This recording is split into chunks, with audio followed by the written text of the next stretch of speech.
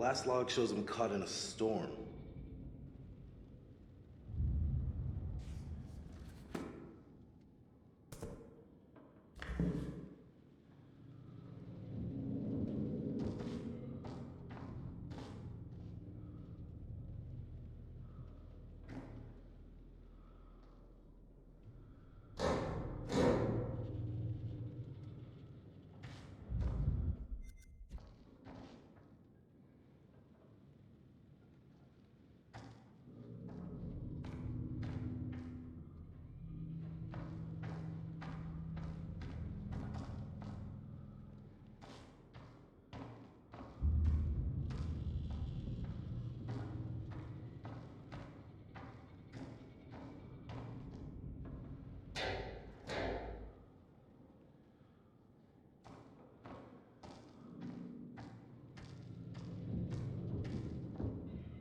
Find the radio yet? No, but it's gotta be around. Somewhere.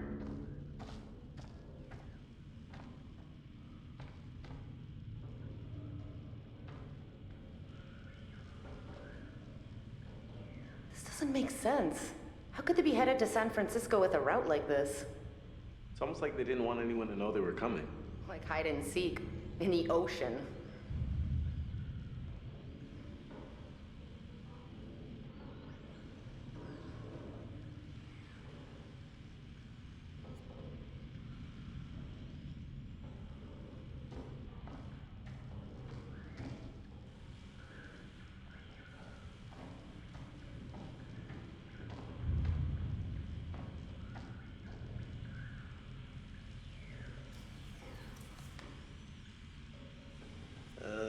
Ship was blown off course, cloud cover was bad.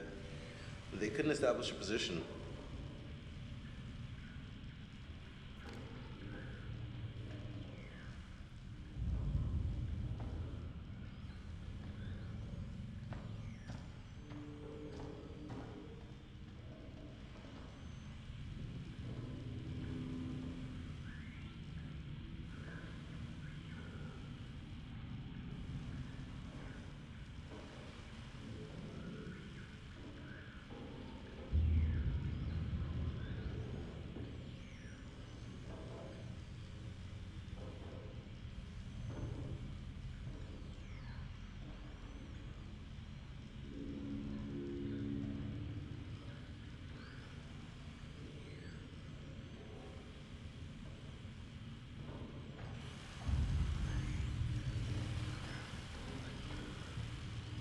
Yeah, that's gross. Looks like this poor sucker bit it right in the middle of his message. Sounds pretty desperate.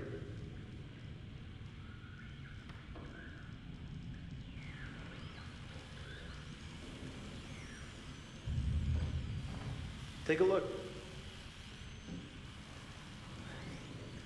No freaking way. This thing actually still works? Well, there's only one way to find out. I'll give it a whirl.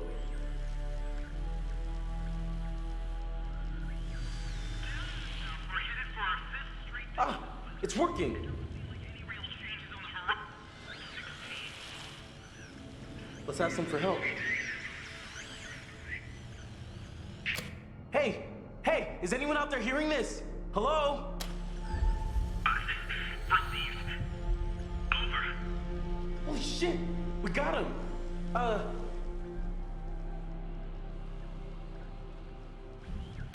If you can hear us, we're on a ship, an old freighter. Our coordinates are approximately 12 degrees 30 minutes south, 151 degrees 20 minutes west. Please, get here now. We need help. Please repeat. Please repeat. Over. We're on a freighter, abandoned, huge, and old. Hello? Hello? Is anyone out there? Please, come in.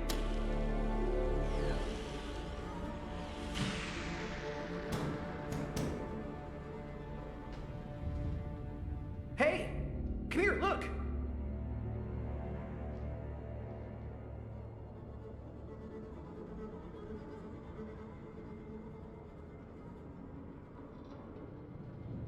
Maybe there's something down there that can help us get the power back on. We need to get that radio working. One of us should wait here for a message. I'll go, obviously. I can do this. I should be the one to go. Hey, little bro. What's up? I'm thinking you might deserve a promotion. How's medium bro sound? What are you talking about? You stepped up to the plate. Put yourself right in the line of fire. You're kind of mixing metaphors there. Not if the pitcher's a machine gun. I'm impressed.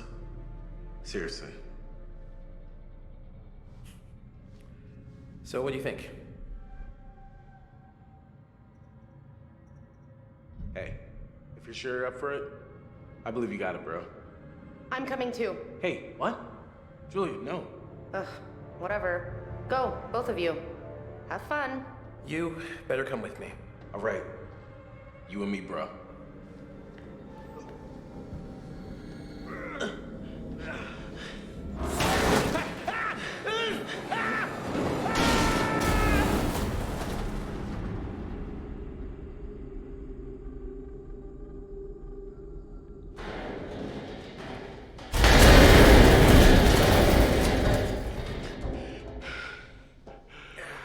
You okay? Any broken bones? You guys okay?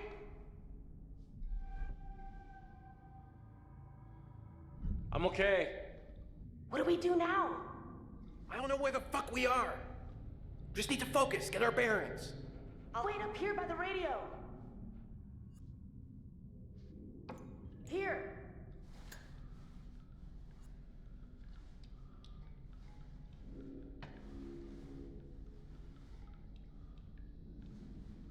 Hey.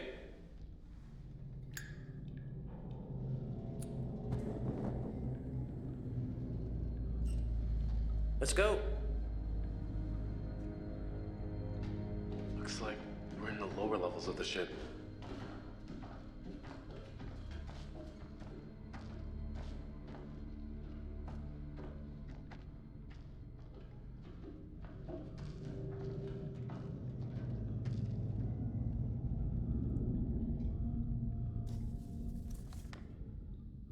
So it looks like there was some sort of fight and this Charlie went to the brig. 10-day sentence. Must have been a big fight.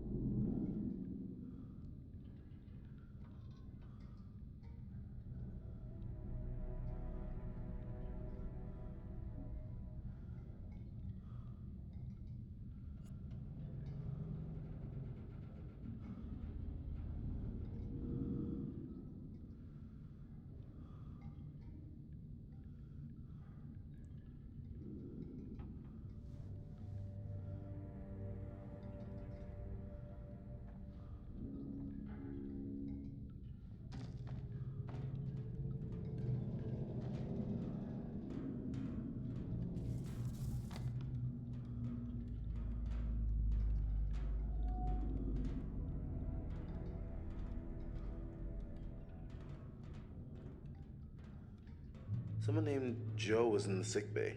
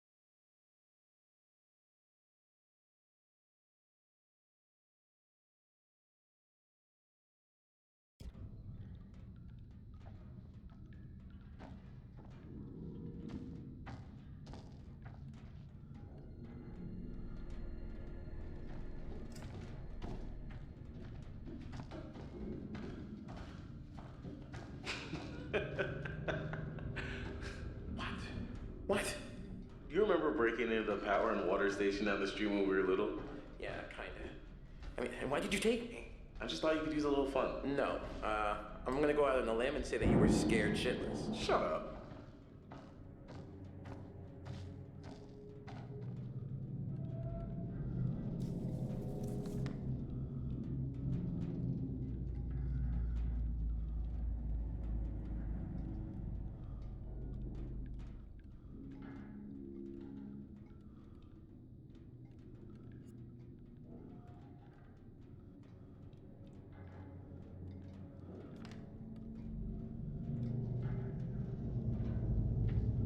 Wow.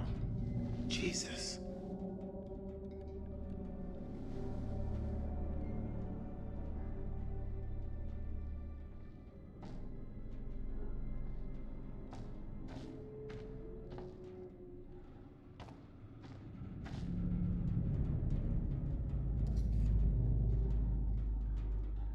Might have been the son of someone on board.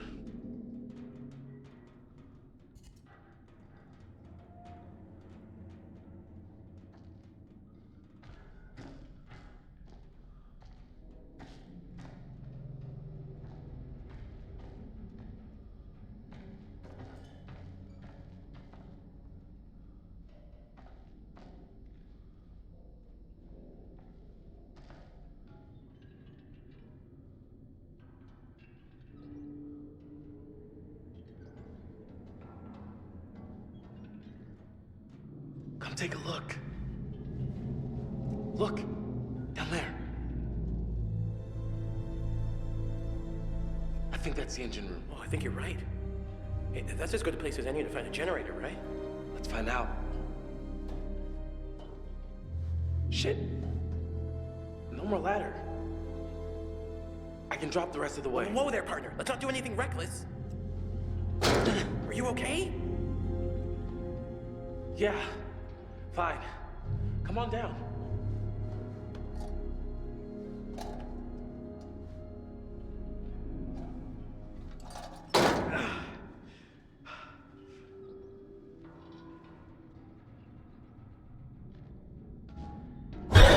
Fuck! Whoa, God damn it! What is it? You didn't fucking see that? Ray, no. Of course you didn't. You all right over there? Yeah, I think I'm actually seeing clearly for the first time in a while. Nothing jumped out at me. Care to elaborate? So, the ship was carrying Manchurian gold, but that turned out not to be gold at all. It's a toxic chemical. And there's this weird fog everywhere, right? Well, maybe that's Manchurian gold. And maybe we're breathing it in and it's fucking us right the hell up. Yeah, that makes a weird kind of sense. None of that stuff happened. I was hallucinating. We know the crew were scared under their minds of something. They're all seeing this crazy shit going down and they all thought it was real. So, the plane wreck from our dive, it's part of this, isn't it? I don't know. It seems like the plane came in contact with the ship, but it's just a theory. Oh, man. Okay, well, let's keep going.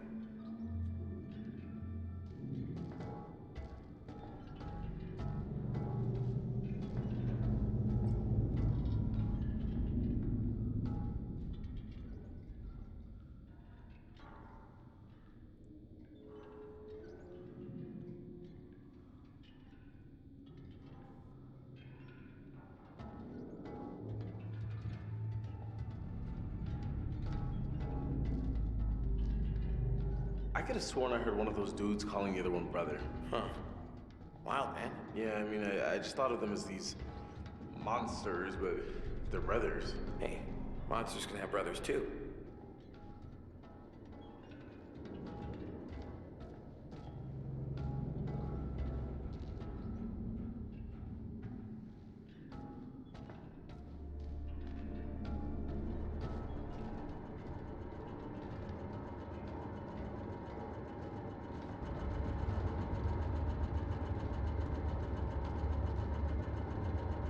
I found it!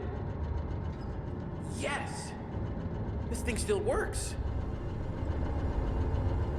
Yeah, this is definitely what we're looking for. No wonder the power keeps cutting out. Just throw the switch, and let's get back upstairs. Okay. Let's get back up there. We'll have to find a new way up. Oh, thank God. Listen, you have to help us get out of here. Please state your situation. Over. Help! I can't explain. We're in danger. Don't you get it? We need help. Please. Over. Recovery mission is en route to your location. Over. Come on! Come on, come on, come on!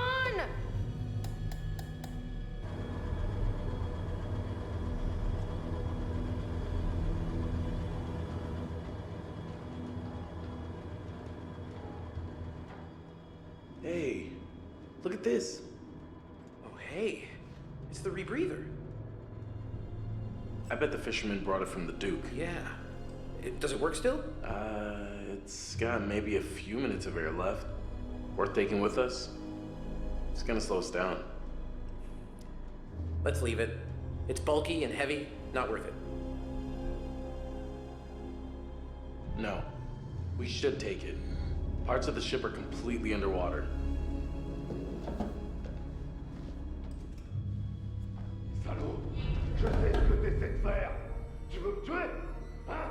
Mais c'est moi qui vais te tuer. Dis-moi seulement où est ce putain d'or? Je t'ai dit de la fermer, sale menteur! Ferme ta gueule de merde! Tu dis n'importe quoi! Tout ce que tu racontes, c'est des conneries! Alors, ferme ta sale gueule de merde!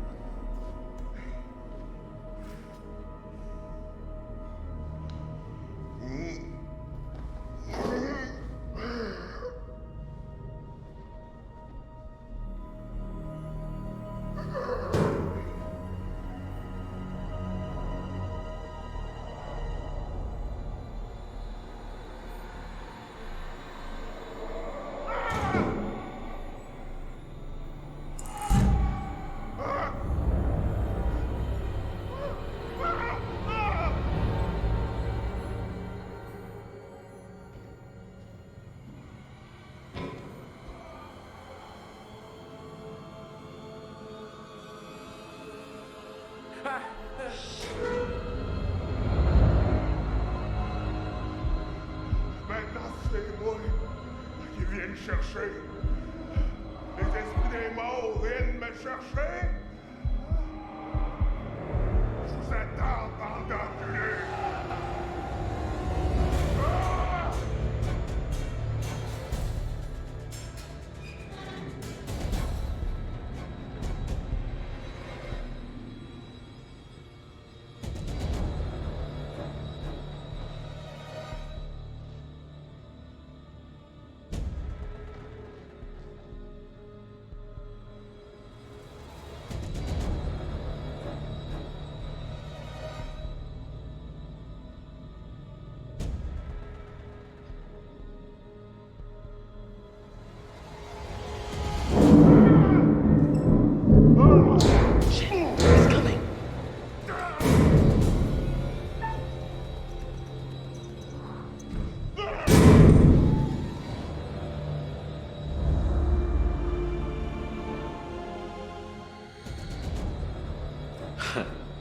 No shit.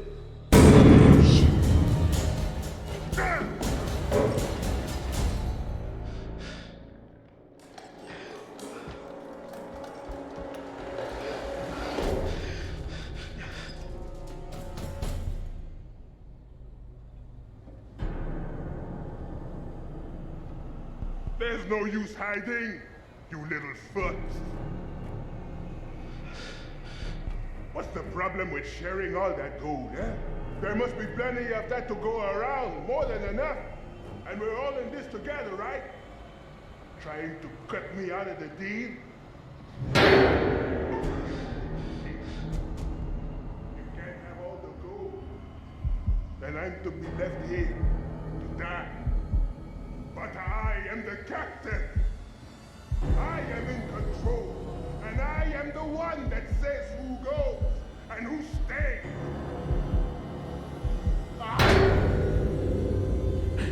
What do we do?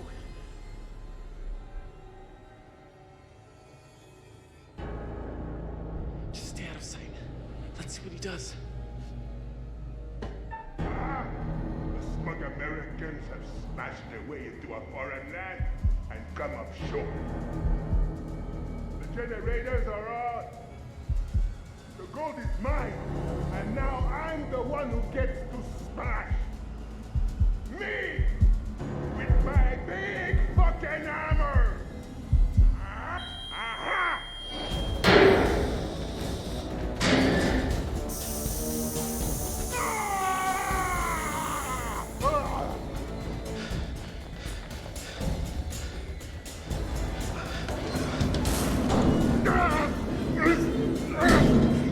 Block it! Block it!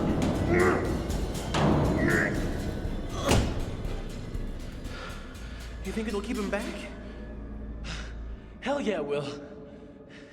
This door's thick as a brick.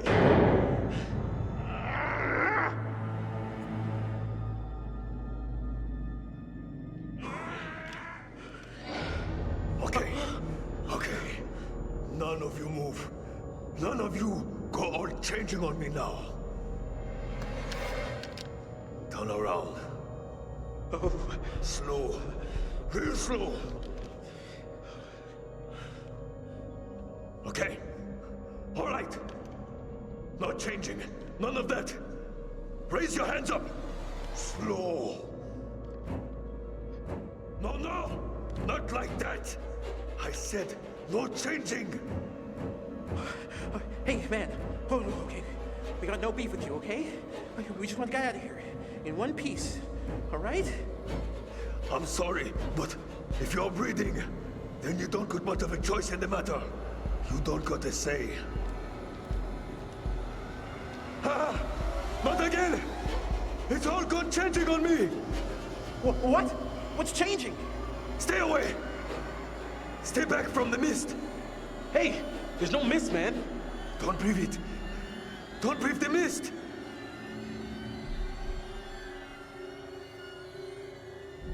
Wait, what is this mist? What does it do? It's life. Bringing things to life that shouldn't be alive. It's inside now. Inside with us now. Hey, calm down, man. Hey.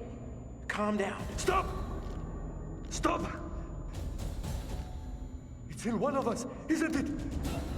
Now put the gun down now! Why would you say that? Why are you telling me what to do?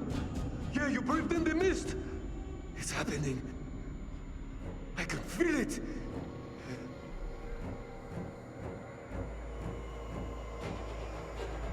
Okay. Look, there was something in the last room. A fog or a mist, maybe?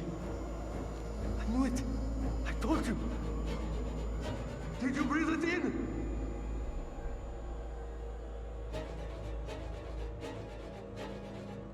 Sure. I mean, we all did a little.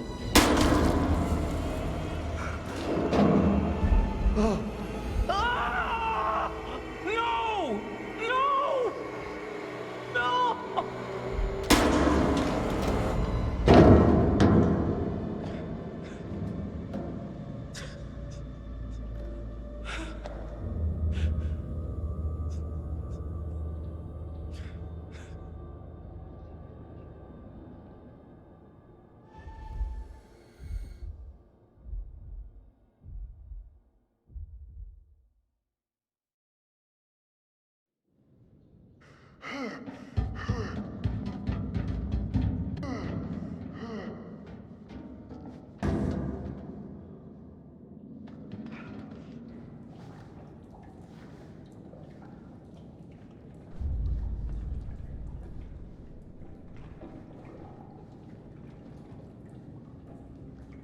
This way, I guess.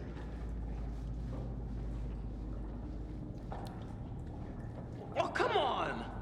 It's like that fucking movie with the ship and the water. Way less dancing. God damn it. Don't I get a stunt double at least?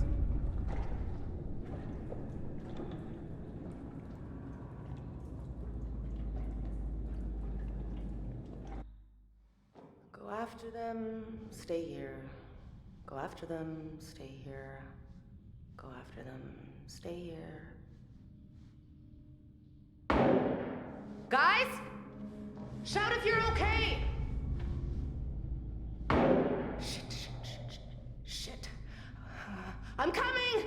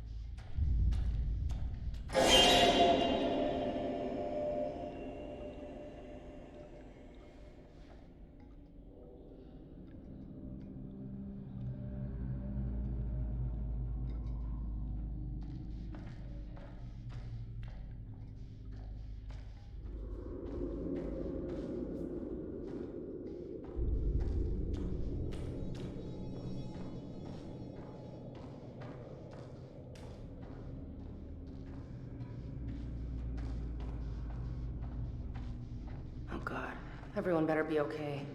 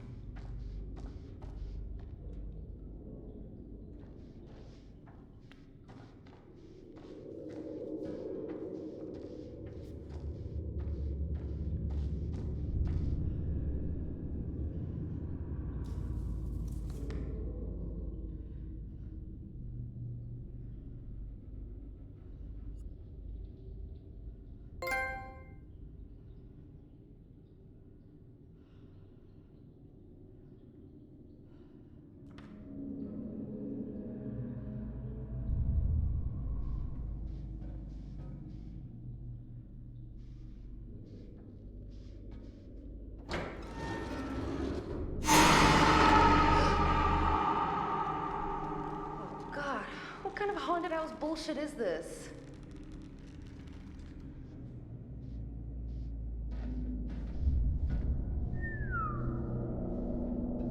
The hell is this place used for?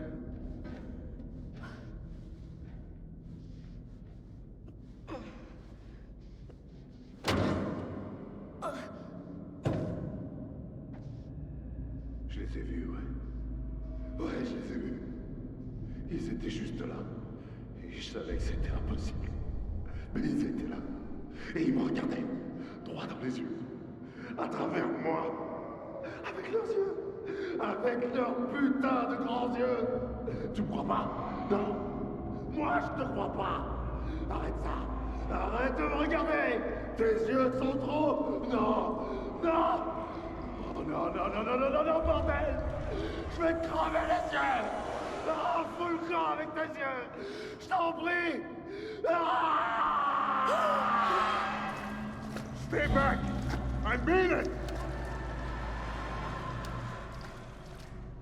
Chill. Okay, chill. Nobody needs to get hurt. Ah! Okay, okay. You're the boss. Just simmer down.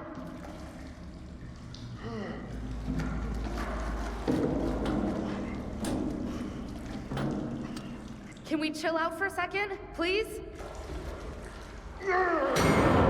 Seriously, guy? A sledgehammer is not fucking chill!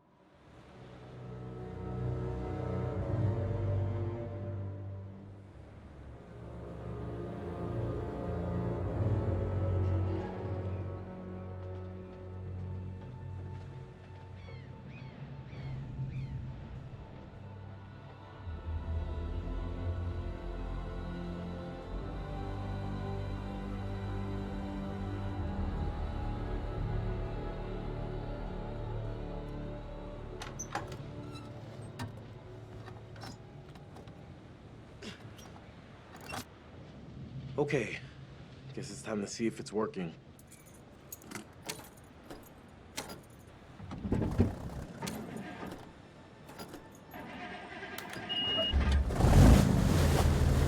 Ha! Yes!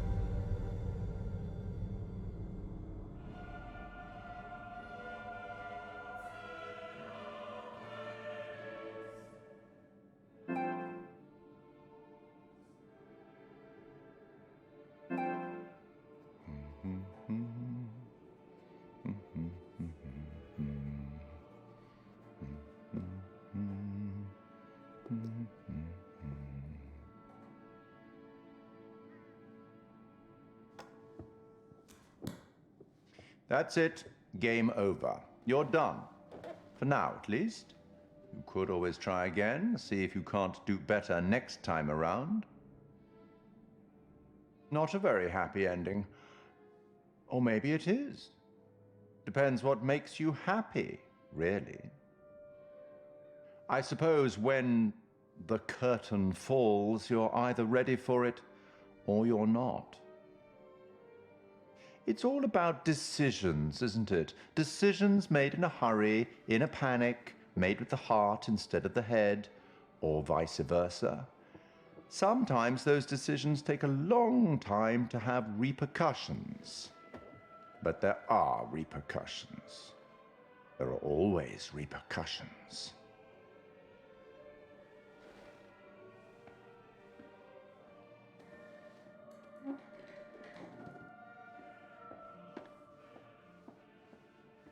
Till we meet again. Maybe in Little Hope, maybe somewhere else. But be certain, we will meet again. It's inevitable.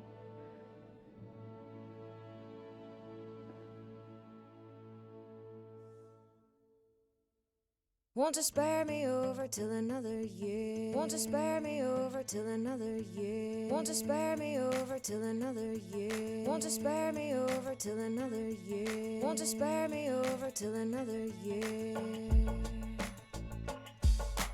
Oh, death, oh, death. Won't you spare me over till another year? Well, what is this that I can't see with ice cold hands taking hold of me? Well, I am deaf, none can excel. I open the door to heaven or hell. Everybody's looking, trying to find a way out. See them seeing every day what this world's all about. You're realizing that it's hard, you're trying to pick the right path. There's poor people, poor streets inside the neighborhood mass, bearing scars of the past. They keep trying to escape destiny within their eyes. These are the tears of our fate, all these numbers of our lives that we keep trying to equate. They got us living every day, we're in search of that gate. Pray. Oh, death, won't you spare me over till another year? Oh, death, someone would pray, won't you come and call me another day? The children prayed, the preacher preached, time and mercy is out of your reach.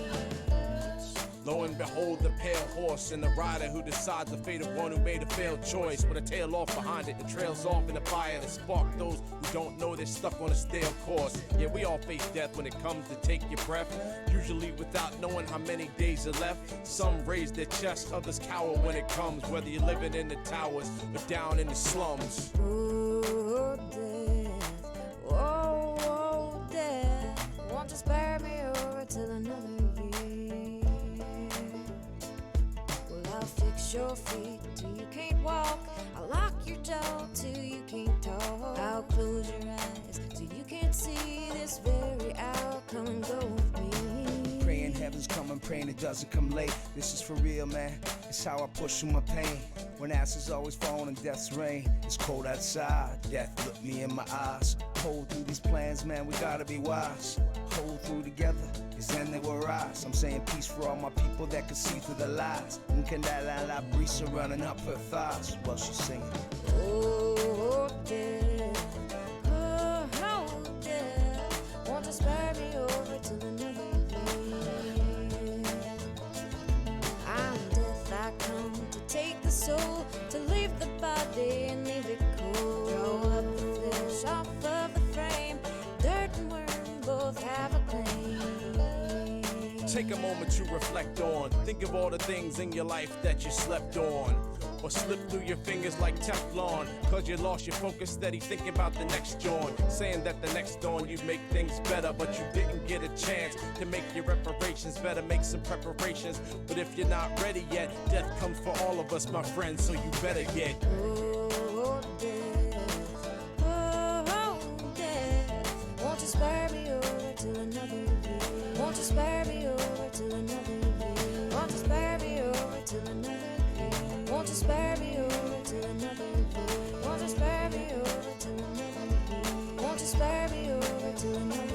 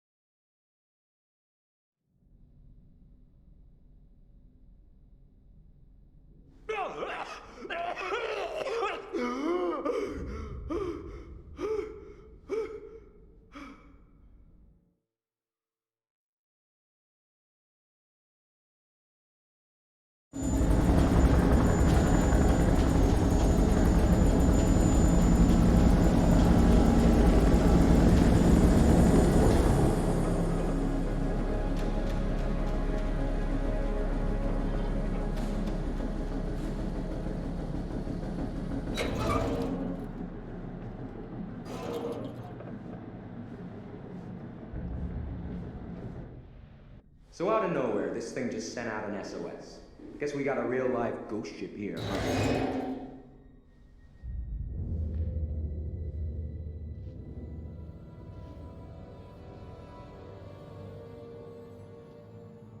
Whoa. What the hell is this?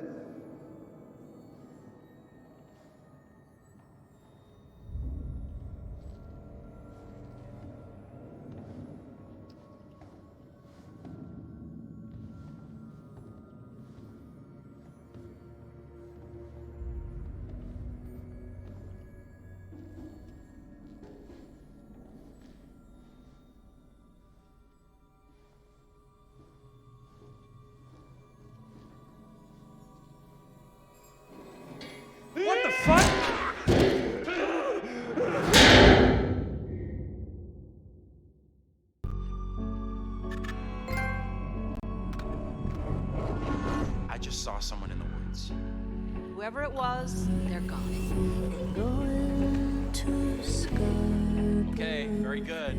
Who's there? I fashioned her with my own hand.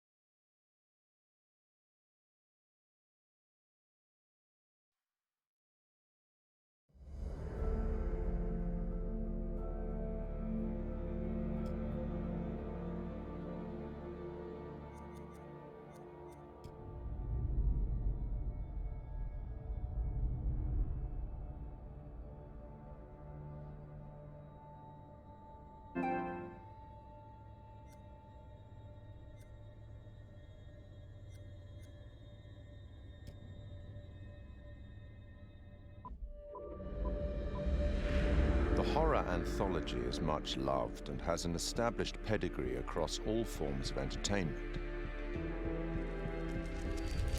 From Twice Told Tales by Nathaniel Hawthorne in 1837 to Clive Barker's Books of Blood in the mid-80s, and with the likes of Blackwood, Poe, and Lovecraft in between, short story horror writing has long been a popular format. Largely regarded as the first published horror anthology, Twice Told Tales is a collection of mostly previously published stories from The Token, an annual illustrated gift book published in Boston. The author of Twice Told Tales, Nathaniel Hawthorne, was born on July the 4th, 1804, in Salem, Massachusetts. His great-great-grandfather was John Haythorne, a Puritan, and one of the judges who presided at the Salem witch trials of 1692. In 1842, Edgar Allan Poe reviewed Twice Told Tales for Graham's magazine, concluding that Hawthorne was a man of indisputable genius. By this time, Poe, also from the state of Massachusetts, had already written his own collection of short stories for publication. This collection, titled Tales of the Grotesque and Arabesque, was published in 2 volumes in 1839. The horror anthology had become a recognized format, and after also writing many short stories for newspapers and magazines, Olgen and Blackwood's first publication, The Empty House and Other Ghost Stories, was released in 1906.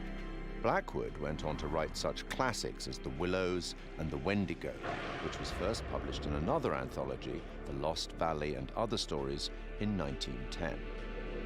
Fast forward 74 years to 1984 and the first publication of Books of Blood. Each book was a collection of horror stories written by British author Clive Barker, the first of which catapulted Barker to legendary status in horror writing, with Stephen King proclaiming him the future of horror. Several of the stories from Books of Blood have been adapted successfully for film, including Rawhead Rex and The Midnight Meat Train. Barker adapted The Yattering Jack in 1986 for use in George A. Romero's anthology TV series Tales from the Dark Side. I take it you will remain. Short-form storytelling arrived on a new medium in 1938 when the radio show The Mercury Theatre on Air broadcast an adaptation of Dracula. I have never seen Count Dracula by day. At sunrise, at the first cockcrow, he is gone.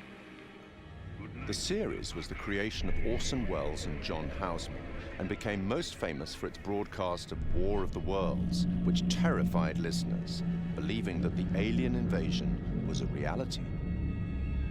From 1942, the radio drama series Suspense broadcast more than 90 short plays on CBS radio for 20 years, often featuring some of Hollywood's leading stars.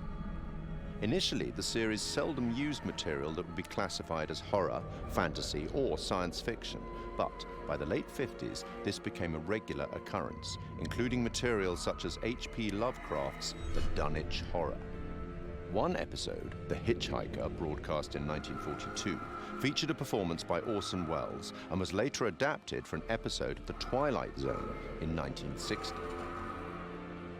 1947 saw the debut of Quiet Please, a radio horror and fantasy series created by Willis Cooper. Cooper had been a writer for Orson Welles' Campbell Playhouse, which had succeeded the Mercury Theatre on air. Which is written and directed by Willis Cooper and features Ernest Chappell. Quiet Please for tonight is called Camera Obscura. The play's scripts often broke the fourth wall by speaking directly to the listener, a technique much adopted in later horror anthologies. In his book, Terror on the Air, Horror Radio in America, Richard J. Hand wrote that Cooper had enjoyed creating roles for the audience, including implicating them in the action of the story itself, indicating a clear desire to create horror as interactive entertainment more than 70 years ago. The show ran for 2 years. Forward 50 more years in radio, and in October 2010, we see the debut of Larry Fessenden and Glenn McQuaid's radio show, Tales from Beyond the Pale. Successful genre filmmakers in their respective rights, the two began producing episodes under Fessenden's studio, Glass Eye Pix, influenced by the works of Boris Karloff, Peter Lorre, and Orson Welles. Fessenden would later partner with the show's sound designer, Graham Resnick, to write the scripts for Supermassive Games' critically acclaimed horror debut, Until Dawn, and for the first game in their Dark Pictures horror anthology, Man of Medan.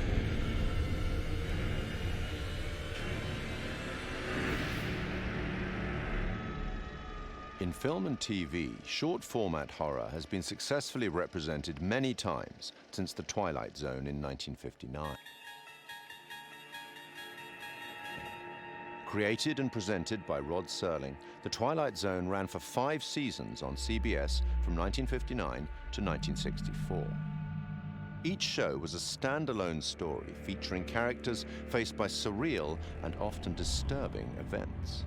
Serling's introductions and conclusions to each show summarized the story and provided some justification for the events and, often, the moral of the story. In 2016, Rolling Stone placed The Twilight Zone at number 7 in its list of the greatest shows of all time. The 1972 film Tales from the Crypt is highly regarded by fans of the genre. Starring Peter Cushing and Joan Collins and featuring Ralph Richardson as the Crypt Keeper, it is an anthology film based on stories from EC Comics, and one of several Amicus horror anthologies produced in that decade. And in 1989, HBO launched a horror anthology series under the same name, also based on EC Comics, which ran until July 1996. 1982 saw the release of Creepshow, a dark comic horror anthology film directed by George A. Romero.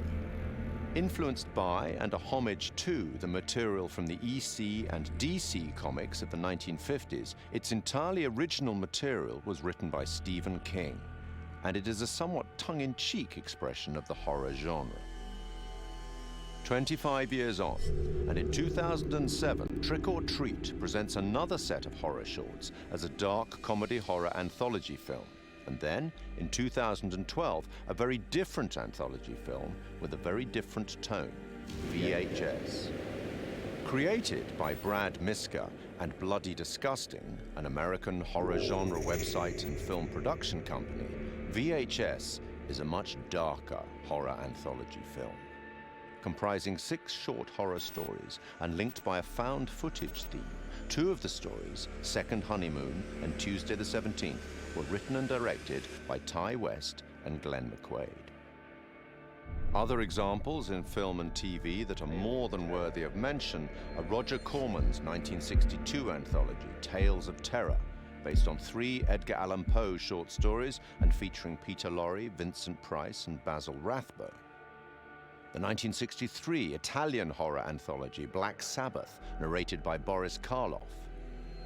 The TV series Night Gallery, a spiritual successor to, or certainly a close relative of, The Twilight Zone, fronted again by Rod Serling and focusing more directly on horror which ran from 1969 to 1973, Stephen King's Cat's Eye of 1985, John Carpenter's 1993 film Body Bags, featuring the likes of Sam Raimi, Wes Craven, and Mark Hamill, and Southbound, a 2016 road trip horror anthology by a number of the collaborators on VHS.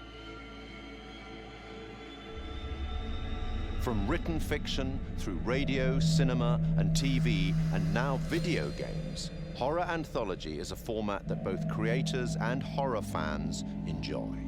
And it's a format that has existed for almost 200 years. Long may it continue.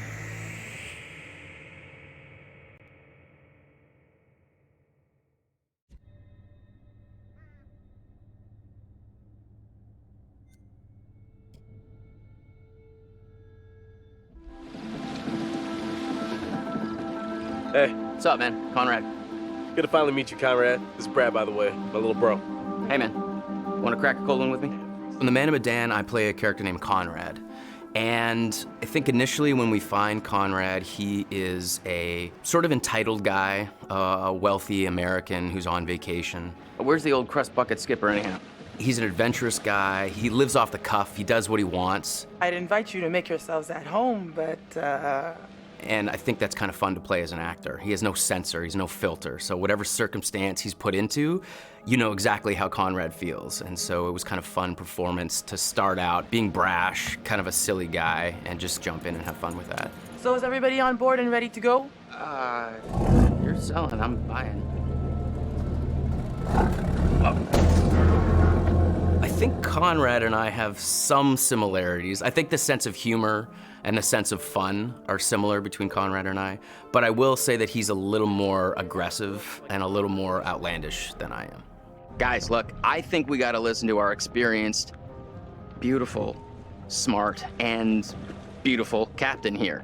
If she says we should do things Connie, the right— please. I didn't bring you on this trip to get laid. Wait, what?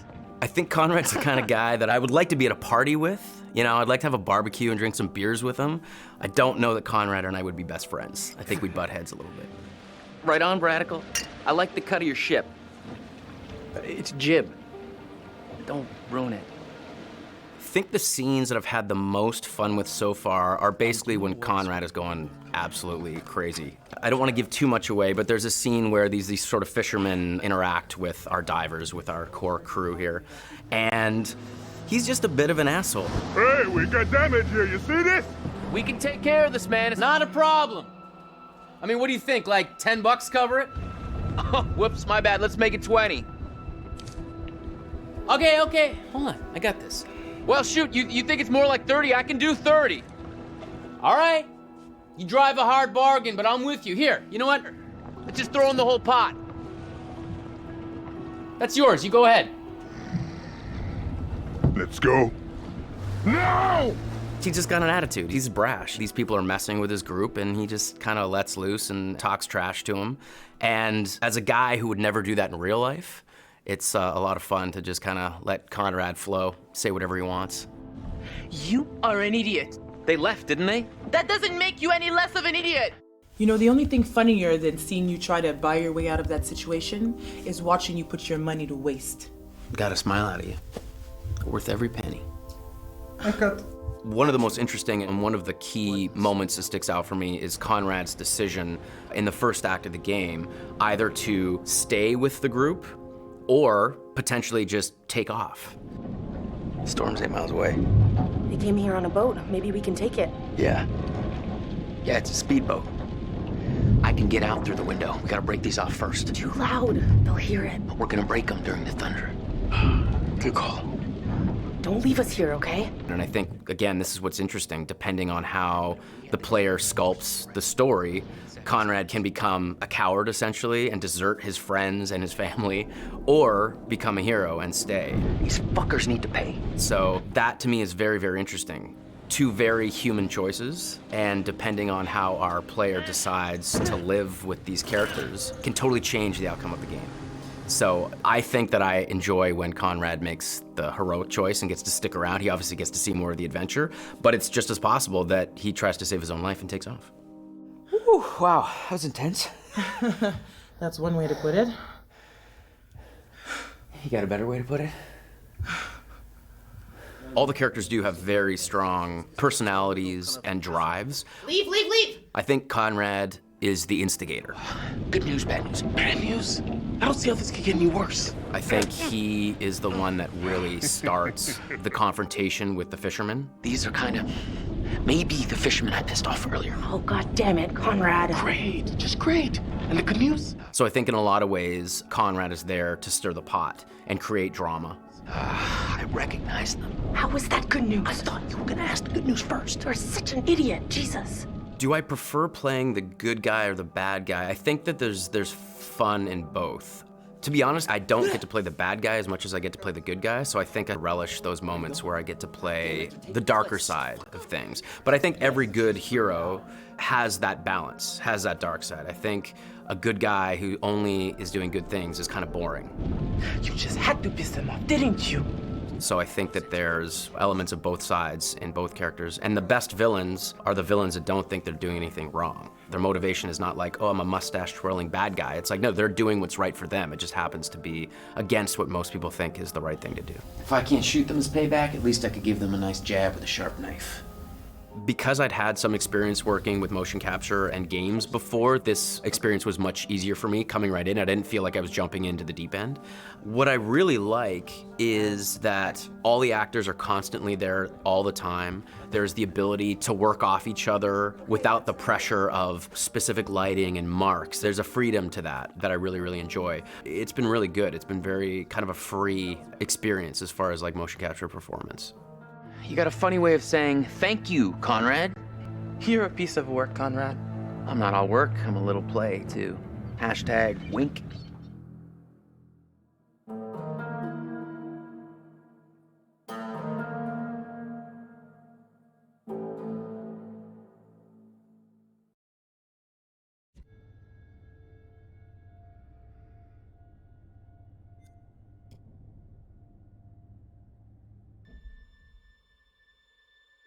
Hello. I am the curator of stories. Stories of love and hate, greed and beauty, life and death. Stories such as this one. The curator of the Dark Pictures anthology bridges between the player and the story, being very aware of what they've done, but also much more aware than the player about what's actually going on in the story and what the context is and what the scenario is. What do you think happened to this guy? Now, for the first time, for some reason that he himself doesn't even understand, he's been given the opportunity to talk to somebody, and that somebody is the player. As far as he knows, it's always been him that's done this job, and nobody else. And within his library is the story of everybody's life and death. There's even rooms in there that he can't remember ever going in, but he's way too busy to go and explore because there's always another end of life to record and document. Clothes are so important because they provide an insight into the character. They explain where the character's been, they describe where he's going, they suggest motive. We want the audience to perceive him as having everything completely in control. So all of the ideas of his clothes being tailored to his body, it's really important to us. We worked with a costume designer. He did a lot of research into the authenticity of the materials and textures. He provided us with lots of authentic high-resolution reference. He even gave us material swatches. It was really useful for us because looking at the folds, looking at the visual language of cloth, how do they sit on the character? Is it working from a distance? What's the weight of the material? It gave us a really good platform in order to produce high-quality, realistic materials. Giving it that depth. I'm here to record the story you choose to tell. I think that whenever you're dealing with a realistic human acting performance and facial expressions, that part of it is so key to transferring the emotion that you want to over to the player. Just the definition and detail that you need now is quite challenging. But there are repercussions. In terms of cameras, it's quite interesting as well, because we've talked a little bit before about how we use skewed angles, upshots, tilts and all that kind of thing to create this feeling of unease and anxiety in the horror moments. And for the curator, it was quite the opposite, actually. He's very much in control and he knows everything about the game you're playing, and he's very much at home in his own environment. So we took the approach to have a lot more flattering shots, a lot more level shots. You look at him at a natural height. You're never like below or above him, and it creates this veneer of control. It's almost like it's very straightforward and he's just delivering you these statements. You see, we each make decisions according to our own moral compass. And of course, he's British. As soon as we'd established that and who he was and what his personality was, our minds went pretty much straight to Pip Torrens to deliver the performance. And Pip's done a brilliant job bringing everything that we wanted in the curator to life on the screen. And pretty much everything that we shot was nailed on first take by Pip. But the truth of this story isn't fixed. Far from it. A story can change a great deal when told from a different perspective. One thing that was really important for us with the art direction was to somehow differentiate him from the rest of the game that you're experiencing. And with that, we could make a really interesting contrast, because as the player, you might be experiencing all this horror, all this craziness, and all of a sudden you're taken out to quite a different and quite an unusual place. So that was a really fun thing to play with. We tried to play up on that contrast and really signal to the player that there was a change happening. The curator addresses the player directly. He's quite ambiguous, he's quite mysterious. You're really not sure if he's there to help you or hinder you sometimes. And I wanted that to kind of be reflected in the art. The corridor that he is in at the start of the game, and where you see him a lot of times, we wanted to get this feel of an almost infinite corridor that's got this maze-like feel. It's not a set out space that you automatically understand as a viewer when you see it. You're not sure how long it goes on, how many paths there are, how much of a maze this corridor is. So to light that, we wanted to get this feel where there's not markers that tell you this is where you are right now in the corridor, you've been here before, just to increase that feeling of not being fully aware of your surroundings and add to the mystery of the scene. And then he goes into his repository, which is a huge vault of books and secrets, with his main desk right in the middle. He's got large windows for light, a skylight above that would also let a lot of light in, a mezzanine floor, a marble fireplace, classical, opulent, sophisticated. The central feature of the repository is the curator's desk. So we researched how that might look and wanted to make it look a big, substantial piece of furniture. We added a lot of scroll work and detail to the front and rear.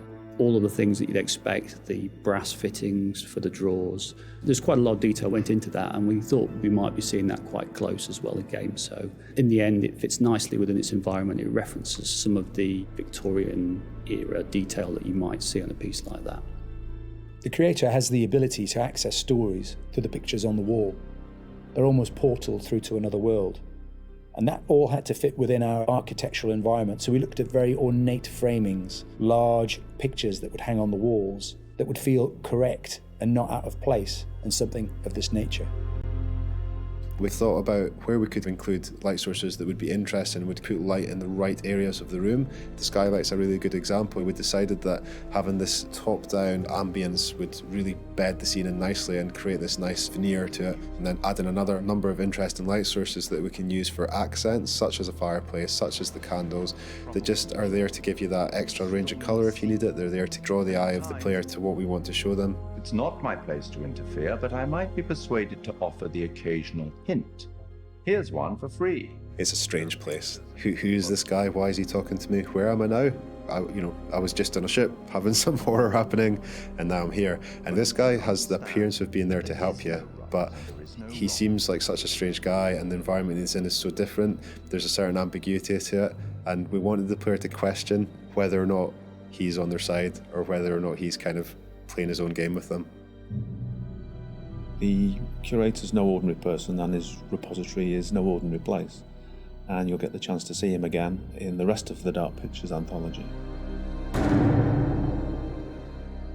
We will meet again. It's inevitable.